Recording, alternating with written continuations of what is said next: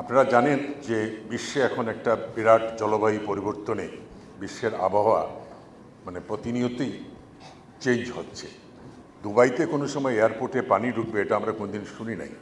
সেই দুবাইতেও এখন প্রচণ্ড বন্যায় বেশ কয়েকদিন এয়ারপোর্ট বন্ধ ছিল। সেভাবেই বাংলাদেশেও যে পরিমাণ যে তাপমাত্রা বেড়ে গিয়েছিল, যদিও আজকে মনে হয় একটু কম, তাতে আমাদের দেশের মানুষের জনসাধারণের সাংঘাতিকটা দুর্ভোগের মধ্যে পড়তে হয়েছে।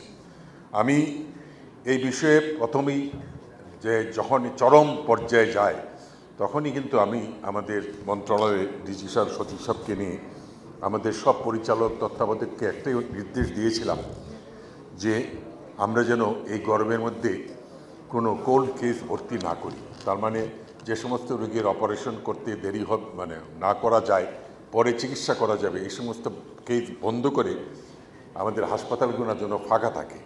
কারণ এই গরমের মধ্যে, তীব্র গরমের মধ্যে বাচ্চারা এবং বয়স্করা, যাদের কমরবিডিটি, যাদের ডায়াবেটিস, হার্ট ডিজিজ, বিভিন্ন অসুখ আছে, তাদেরই সবচেয়ে বেশি রিস্কের মধ্যে পড়তে হয়।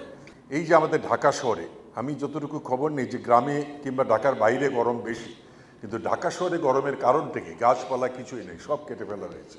তো সুতরাং এইগুলোর দিকে যদি নজর দেওয়া যায় তাহলে হয়তো এই তীব্রতার থেকে কিছুটা হলেও রক্ষা পাওয়া যেতে পারে। তো সুতরাং আর আমাদের দায়িত্ব হলো, স্বাস্থ্য মন্ত্রণালয়ের দায়িত্ব যে এই গরমের মধ্যে আমরা মানুষকে কিভাবে সুস্থ রাখতে পারি, ভালো রাখতে পারি। তো সেই লক্ষ্যেই আজকের এই অনুষ্ঠান। আমি ইউনিসেফকে I give my thanks to the UNICEF for their support to this endeavour. And আমি এর সাথে যারা জড়িত, মন্ত্রণালয়, ডিজি এবং যে সমস্ত আমাদের স্পেশালিস্টগণ এইটার পিছনে দীর্ঘদিন কাজ করছেন, তাদের সবাইকে আমি আন্তরিক ধন্যবাদ জানাই, কৃতজ্ঞতা জানাই।